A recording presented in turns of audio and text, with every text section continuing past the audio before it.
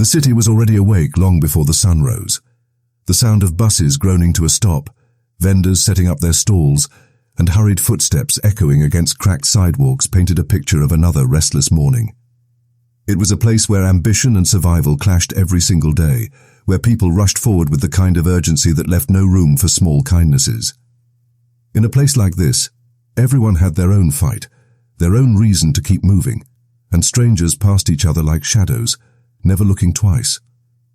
Yet sometimes, in the blur of countless faces, a single choice, one pause, one gesture, could shatter the rhythm of life completely. She was 23, standing at the bus stop in shoes that had seen better days, holding a folder of neatly arranged papers.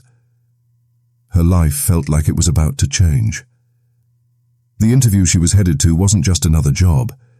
It was the kind of chance that could break her free from the exhausting cycle she'd been stuck in since she left school. The night before, she had laid out her clothes, pressed them twice, rehearsed answers in front of the mirror until her throat went dry. She knew she wasn't the smartest or the most experienced, but she had one thing she thought would set her apart, her hunger to prove herself. That hunger made her heart race as she watched each bus pass, counting the minutes, afraid of being late. The street carried the scent of fried food from a stall nearby, mixing with the sharp smell of exhaust fumes. Across the road, an old man shuffled with a cane, his steps unsteady. At first, she barely noticed him. She was focused on the digital watch strapped loosely to her wrist. Every second mattered, but when his hand trembled and his bag slipped from his grasp, scattering groceries onto the pavement, something made her turn her head fully. People walked around him. A teenager glanced, smirked and kept going. A woman in a suit didn't even slow down. The man bent, reaching for a rolling apple, his breathing heavy. She froze for a moment, torn between her own urgent schedule and the sight of his struggle. The bus she needed was pulling up, brakes screeching against the road. For a heartbeat, her mind screamed at her to run and not look back. But her body moved on its own. She rushed toward him, kneeling to gather the bruised apples, the bread that had tumbled out of the bag, the bottle of milk now rolling toward the curb. The bus doors opened, hissed, and closed again without her. She watched it drive away, her chest tightening. She was late now, too late. Still, she didn't stop. She steadied his shaking hands, placed the bag against his chest, and asked if he was okay. His eyes, tired and watery, studied her as if he had not expected anyone to care. He said almost nothing, only gave a quiet nod. But in that silence, something passed between them that she couldn't explain. Life before that moment had been predictable, even if difficult. Her small apartment, 2 neighborhoods away, smelled faintly of dampness, the walls cracked from years of neglect. She shared it with a cousin who worked double shifts and rarely spoke. The nights were long and lonely, her thoughts filled with worry about bills, about her parents who called less often than they should, about whether she was wasting her best years chasing something she couldn't reach. Yet, for all the weight she carried, she clung to the hope that the world had room for someone like her, someone willing to fight for a better place. The old man seemed fragile, but something was unsettling in the way his gaze lingered. Not threatening, not cruel, just measured, as though he was studying her more deeply than a stranger ever should. He thanked her softly, his voice raspy, and she smiled, brushing off the strangeness as nothing more than weariness in his eyes. She thought it was the end of it. One small act of kindness in a city where kindness was rare. She thought she would return home, rewrite her resume, and try again. But days later, when her phone rang and she heard his voice again, her life began to twist in ways she could not have predicted. The truth was, their lives were never as ordinary as they seemed that morning. Behind his frail appearance, the old man carried secrets that stretched far beyond spilled groceries. And beneath her quiet determination, she held wounds she had never shared with anyone, the kind of wounds that made her crave meaning in every choice. Their paths were not meant to cross, yet fate, or something far darker, pulled them together at that street corner. The city around them buzzed with its usual noise, but for them, the sound of that missed bus marked the beginning of something that would blur the lines between good and evil, kindness and danger, trust and betrayal. She didn't know it yet, but by helping him, she had already stepped into a story that would drag her into hidden battles of power and morality. On the surface, it was just a missed interview. But under the surface, it was the first thread tugged loose from a web she had never seen before, a web that was waiting to pull her in. The days that followed felt both ordinary and strangely different. She tried to shake off the memory of the old man, telling herself it had been nothing more than a passing encounter, but the thought lingered in the back of her mind. She had missed the interview, and the company never called her back. Each time she walked into her small apartment, the silence felt heavier. Her cousin barely noticed her mood, too busy with late-night shifts and long hours of sleep. On the surface, her life hadn't changed, but something underneath had shifted. Then, the phone call came. She remembered the voice immediately, calm, low, carrying a weight that made her pause. He thanked her again for helping him, his words careful, almost rehearsed. She didn't understand how he had her number, and when she asked, he said he had asked around in the neighborhood that people still remembered small kindnesses. It felt invasive, but at the same time, it sounded flattering, even caring. He said he wanted to repay her, to meet her, to offer something that might make up for the opportunity she had lost. She hesitated, but desperation does strange things. She had no money saved, bills stacked on her table and no job lined up. Curiosity won. She agreed to meet him. Their meeting took place in a cafe tucked away on a quieter street. The old man, dressed in a neatly pressed coat, looked different than he had that morning, less frail, more composed. His eyes were sharp now, alive in a way she hadn't noticed before. He asked her about her life, listened with unusual focus, and nodded at her struggles as if he understood them deeply. When she finished, he leaned closer and said he could help. Not with a small favor, but with real change. He had connections, he said, doors he could open for her, paths that weren't available to just anyone. At first it sounded too good to be true. She laughed nervously, brushing it off. But he didn't laugh with her. His expression remained serious, his gaze steady. He told her he had lived long enough to know that talent and effort were never enough, that power and opportunity only came to those who dared to step into places others avoided. The words stuck with her. For days she replayed them in her mind. Something about his tone made her feel both unsettled and intrigued. He wasn't offering her charity. He was offering her access to a world she had never imagined herself in. And slowly, she found herself drawn closer. The old man began to call more often. Sometimes he simply asked about her day. Other times he pressed further, asking about her fears, her regrets, her family. It felt strange at first, like he was peeling away layers she had worked hard to keep hidden. But there was comfort in it too. Someone was finally listening. He didn't dismiss her frustrations or tell her she was young and would figure it out. He listened and agreed, sometimes even feeding the fire of her resentment. The more they spoke, the more she noticed subtle shifts in the way he spoke about the world. His stories carried bitterness, about people who betrayed him, about how trust was a weakness, about how kindness was often exploited. At first, she pitied him, thinking he was just an old man hardened by life. But slowly, without realizing it, she began repeating some of his words in her own mind, adopting his way of seeing things. Her cousin began noticing the late-night calls, the change in her mood. He asked questions, not unkindly but with suspicion. She snapped at him, defensive in ways she had never been before. It was the first time she felt protective of the old man, as if their connection was something fragile that no one else could understand. It wasn't long before she learned that he wasn't just some retired old man. He had once been wealthy, connected to people in high positions, though something had happened that stripped him of much of it.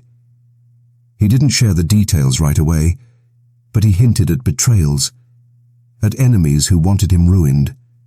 The way he told the story, he was the victim, left behind by a world that rewarded greed and punished loyalty.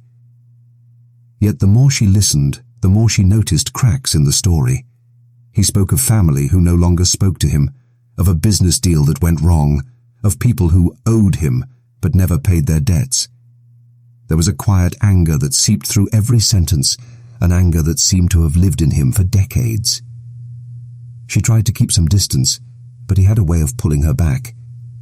He began offering money, not in large amounts at first, just enough to cover groceries, to help her with rent. When she refused, he insisted, saying it was nothing compared to what she had done for him. She accepted eventually, convincing herself it was harmless. But each time she did, the weight of what she owed him grew heavier. Soon the conversation shifted. He began asking her to run errands for him, little things at first, picking up papers, delivering envelopes, making small calls. She told herself it was no big deal, just favors in return. But with each task, she felt more entangled in his world. The tension around her grew. Her cousin confronted her one night after finding cash in her drawer that he knew she hadn't earned. She lied, saying it was from tutoring work, but he didn't believe her. The fight that followed left the air in their small apartment colder than ever. Meanwhile, whispers about the old man began reaching her. People who had known him years ago warned her quietly to stay away, saying he was manipulative, that nothing he gave came without a price. She wanted to believe they were wrong, that they didn't see the man she saw, the man who had listened when no one else did. But deep down, doubts began to creep in. Still, she couldn't let go. By then, she needed him as much as he seemed to need her. His control tightened. When she missed a call, he made her feel guilty, reminding her of everything he had done. When she questioned him, he shifted the conversation, twisting her doubts into signs of disloyalty. The dynamic between them was no longer about kindness or gratitude. It was about dependence, power, and unspoken obligations. Outside, pressures pushed her further into his grasp. Job applications went unanswered. Bills piled higher. The cousin she once trusted grew more distant, and the old man's voice, steady, persuasive, always there, filled the silence. There were moments when she saw glimpses of something darker in him, a story told with too much venom, a casual comment about how easy it was to control people when they were desperate, a laugh that didn't match the words spoken. Each time she brushed it aside, telling herself she was imagining it. But the unease grew. The line between choice and control blurred. By the time she realized how deeply she was caught, it was already too late. Their relationship, once built on an act of kindness, had transformed into a quiet storm. Jealousy surfaced when she mentioned friends or potential jobs. Manipulation seeped into every interaction, leaving her unsure of what was hers and what was his. His secrets, once half hidden, began to spill out, revealing not just a bitter old man, but someone with long-buried grudges and unfinished wars. And though she didn't know it yet, those grudges would soon pull her to a breaking point, where kindness and trust would no longer matter, where everything would collapse into the crime that was already waiting in the shadows. The night it happened began with silence, the kind of silence that presses against the skin until it feels heavy. She had been walking toward his apartment building, the folder he had asked her to bring clutched tightly in her hands. The streets were nearly empty, a thin fog curling around the streetlights. Each step echoed too loudly, each shadow felt too close. She had thought about not going. Something inside her screamed to turn back, to let the night swallow her instead of stepping into his world again. But she didn't. The building itself was old, with peeling paint on the stairwell walls and a faint smell of damp wood. She climbed the stairs slowly, the folder slipping in her sweaty palms. At his door she paused. A single yellow light leaked out from under the frame. She raised her hand, knocked lightly, and heard his voice. Calm, steady, calling her in. Inside, the apartment was dim. Curtains were drawn tight. The old man sat in a chair by the table, papers spread before him like a map of some world she didn't understand. His eyes lit up when he saw her, but it wasn't warmth. It was relief, as though he had doubted she would come. He gestured for her to sit. The conversation started small, almost casual. He asked about her day and if she had eaten. But beneath his words was something sharper, an edge she couldn't ignore. Then he shifted. He began talking about debts, about loyalty, about how trust was proven not through words but through actions. His voice rose as he spoke, cracking through the quiet room like a blade. She sat frozen, unsure of what she was agreeing to anymore. He leaned forward, eyes narrowing. He spoke of someone who had betrayed him years ago, someone who had ruined his life and taken everything. He named no names, but his rage filled the air, thick and suffocating. He slammed his fist against the table, making her jump. Then he looked at her, long, hard, unblinking, and said she could help him set things right. Her stomach knotted. She shook her head, words tumbling out that she wasn't part of this, that she only wanted a chance at her own life. But he cut her off. His voice dropped low, trembling not with weakness but with fury. He reminded her of every bill he had paid, every time he had lifted her from her despair. "You owe me," he said, the words heavy as chains. She stood, folder in hand, ready to leave. Her heart raced, her breath sharp. That was when he moved. His cane clattered to the floor as he lunged, quicker than she ever thought possible for a man his age. His hand closed around her wrist with shocking strength, pulling her back. The folder slipped from her grasp, papers scattering across the floor like torn feathers. Panic surged through her. She struggled, her free hand clawing at his arm, but he held tight. His eyes, once weary and old, burned with a wild intensity. He shouted words she barely processed, about loyalty, betrayal, promises broken. His spit struck her face as his voice cracked into a scream. She shoved against him, stumbling backward. The room blurred. Her pulse pounded in her ears. On the table beside the scattered papers, something gleamed faintly in the dim light. A letter opener, sharp, cold, within reach. She didn't think, didn't plan. Her hand moved on its own. She grabbed it, her fingers trembling, and when he yanked her closer again, the blade slipped between them. For a second, time stopped. His eyes widened, mouth open as though to speak, but no sound came. She felt the resistance of flesh against metal, the heat of his body close to hers. Then came the sound. Low, guttural, a gasp that turned into a wheeze. Her hand shook violently as she pulled back. The letter opener slick now, heavier than it should have been. He collapsed into the chair, one hand clutching his chest, the other reaching out toward her. His lips moved, forming words she couldn't hear, his eyes locking onto hers with something that looked almost like disbelief. She staggered backward, hitting the wall. The room spun. She could smell the copper tang in the air, see the red spreading across his shirt, staining the papers on the table. He gurgled, coughed, and then went still, the weight of silence returning, but twisted now, poisoned by what had just happened. Her chest heaved. She dropped the opener, the sound of it clattering against the floor echoing louder than anything she had ever heard. She pressed her hands against her face, muffling a scream that clawed its way up her throat. For a long moment, she couldn't move. She stared at him, half expecting him to rise again, to curse her, to grab her one last time, but he didn't. His eyes remained open, glassy, empty.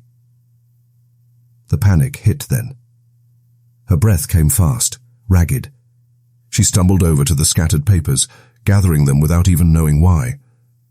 Her hands left smudges on the pages, streaks of red that blurred words she didn't run. Add. She stuffed them back into the folder, shaking so badly she could barely hold it. Her mind screamed to run, but another thought crept in. What if someone had heard? What if someone was already on their way? She wiped her hands against her skirt, leaving stains that darkened the fabric. She looked around the room, searching for some sign of order, some way to erase the chaos. But it was useless. The air itself carried the crime now. Her legs finally obeyed her, and she stumbled to the door. Each step down the stairs felt like it might give her away, like the building itself was watching.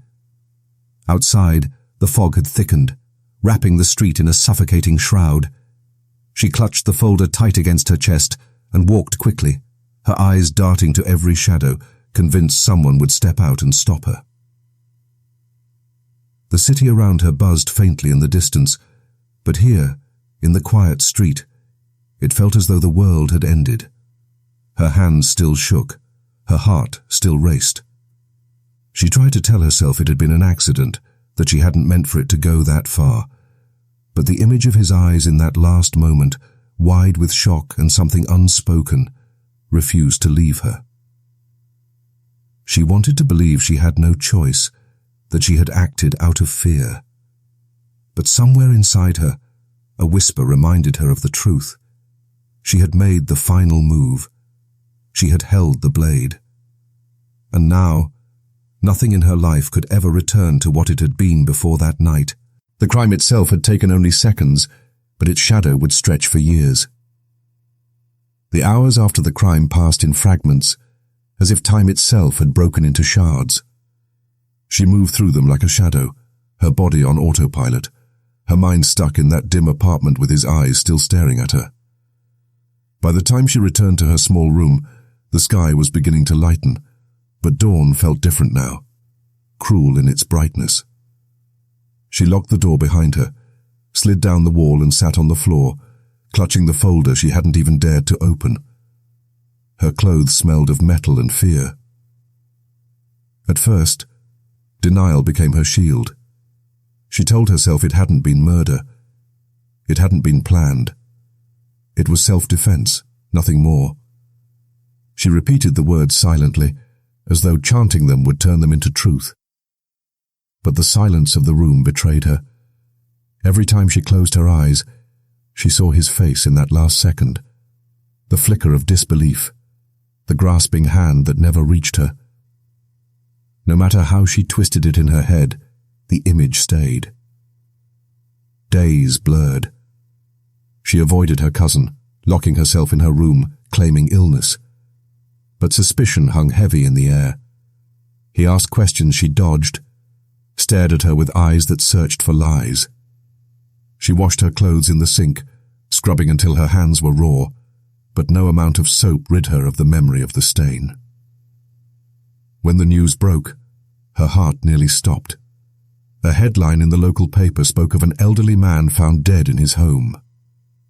The cause of death was not revealed, but words like suspicious and unexplained injuries filled the article.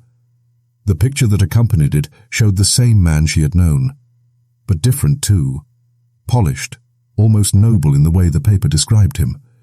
He was remembered as a once successful businessman, a man who had given to charities, a man who had fallen quietly into old ages. No mention of bitterness, no mention of manipulation. The world saw him as something he hadn't been to her. Harmless. The contrast between the man she knew and the man the world mourned crushed her. Neighbors spoke of his kindness, and former acquaintances left flowers outside his building. Strangers grieved for him in a way no one had ever grieved for her.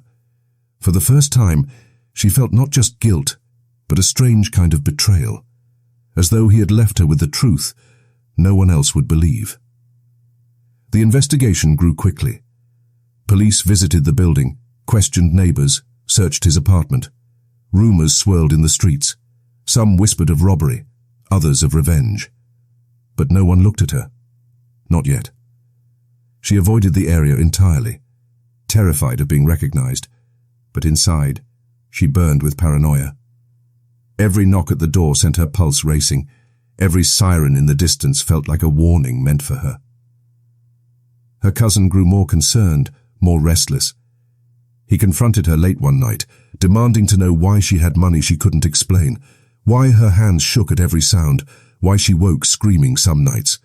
She denied everything, but her denials cracked under the weight of her trembling voice. Their relationship, already strained, broke under the pressure. He stopped speaking to her entirely, his silence now colder than his questions had ever been. The folder she had clutched from the crime scene remained untouched on her desk. She couldn't bring herself to open it, but its presence haunted her. What was in those papers that had mattered so much to him? What had she carried away in her panic? Each day she avoided it, the weight grew heavier, like a stone she couldn't set down. The community meanwhile shifted. The man's death became a story people couldn't stop retelling.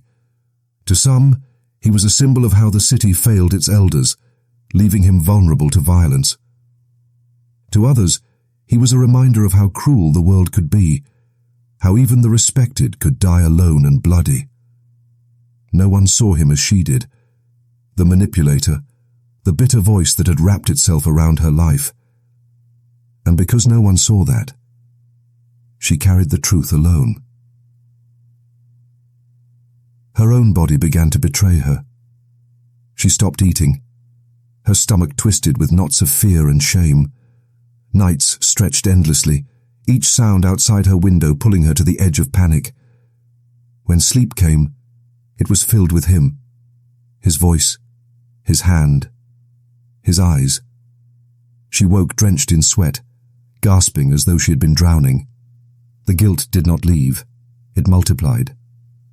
She tried to justify it, to tell herself that he had cornered her, that she had no choice. But another voice whispered beneath the excuses. She had stayed when she could have left, listened when she should have turned away, taken money when she should have walked. And in the end, she had chosen the blade. That voice followed her everywhere. The investigation turned public. Reporters dug into his past, painting him as a man who had once stood tall and had been reduced to tragedy. Old photos appeared in articles, him smiling, standing beside leaders, shaking hands, posing with his family before they drifted away. The more the world praised him, the more isolated she felt. She wanted to scream that it was all a lie, but silence bound her tighter.